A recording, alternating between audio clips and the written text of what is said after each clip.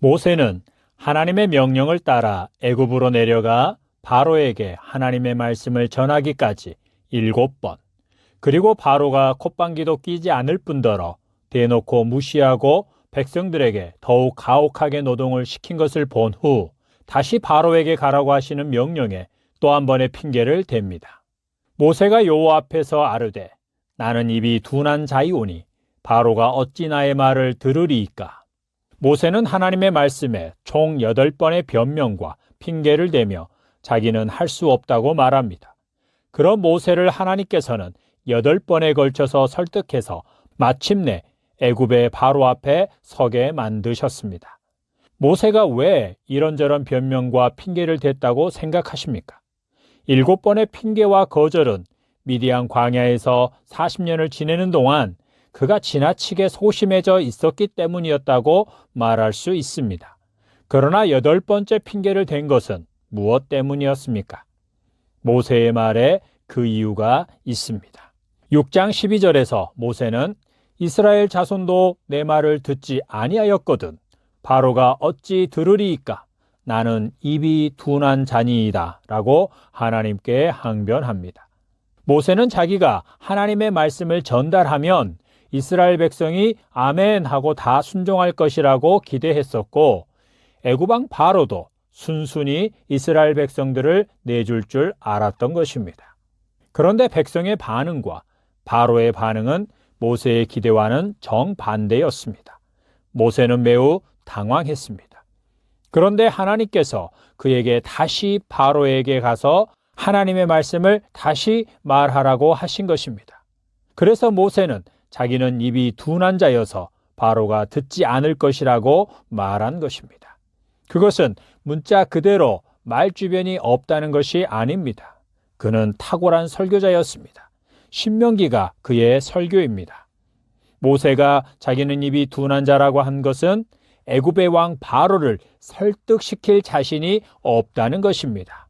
모세는 지금 이스라엘 백성이나 바로를 설득해서 애굽에서 인도해낼 자신이 없어서 이 핑계 저 핑계를 대면서 변명을 하고 있는 것입니다. 그런 모세에게 하나님께서는 그에게 어떤 권위를 주셨는지를 확인시켜 주시고 그의 형 아론을 모세의 대언자로 붙여주십니다. 그리고 앞으로 이스라엘 백성을 어떤 방법으로 출애굽시킬 것인지에 대해 분명하게 알려주십니다. 하나님께서 모세에게 스피치 훈련을 시키고 설득하는 기술과 능력을 주셨습니까? 그래서 그 기술과 능력으로 백성들은 물론 바로를 설득시켜서 바로가 이스라엘 백성을 보내주도록 하시겠다고 하셨습니까? 아닙니다. 모세가 말만이 아니라 하나님께서 주신 능력, 곧 지팡이가 뱀이 되고 뱀이 다시 지팡이가 되는 이적, 손에 문득병이 생기는 이적, 날강물을 떠다가 부으면 피가 되는 이적을 바로 앞에서 행할지라도 바로는 꿈쩍도 하지 않을 것이고 그들의 말을 듣지 않을 것이었습니다. 그것에 더하여 하나님께서 여러 표징과 이적을 행하실지라도 바로는 설득당하기는커녕 마음이 더욱 완악해질 것이라고 말씀하십니다.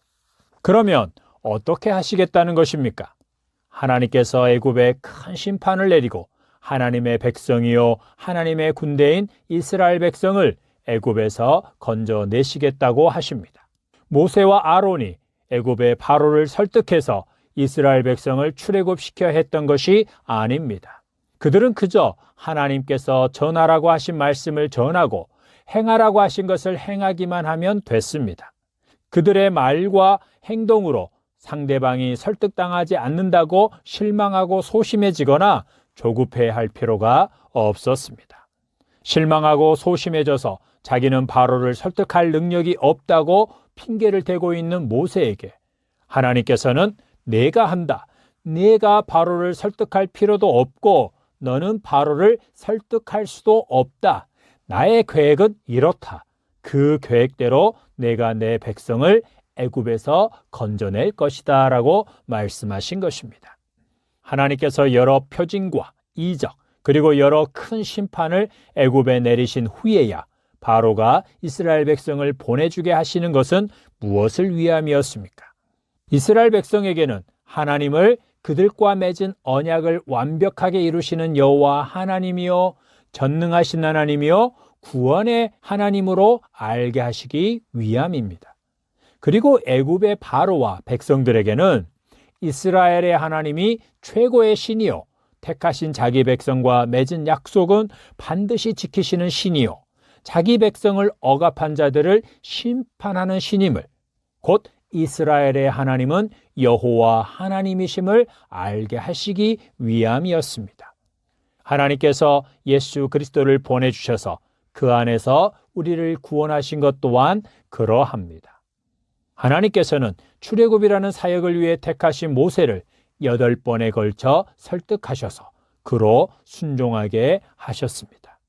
그렇다고 모세가 이스라엘 백성이나 그들을 억압하고 있는 바로를 설득해야 하는 것은 아니었습니다. 그것을 위해 모세가 능력 발휘를 해야 하거나 그것을 위한 능력을 구해서 받아야 하는 것도 아니었습니다. 다시 말씀드리지만 모세는 하나님께서 가라 하시면 가고 말해라 하는 대로 말하기만 하면 됐습니다. 그를 통해 이루고자 하신 출애굽은 전적인 하나님의 능력으로 될 것이었기 때문입니다. 하나님께서는 그 일을 통해 모세와 아론은 물론 이스라엘 백성 그리고 바로와 애굽 사람들이 하나님이 여호와 하나님이심을 분명하게 알게 하고자 하셨습니다. 하나님의 계획을 들은 모세는 더 이상 변명이나 핑계를 대지 않습니다. 그리고 무조건 순종하는 자가 됩니다. 모세와 아론이 여호와께서 자기들에게 명령하신 대로 행하였더라. 하나님의 말씀에 자기의 말을 더하거나 빼지 않고 딱 그대로 전하고 행하라고 하신 대로 그대로 행합니다.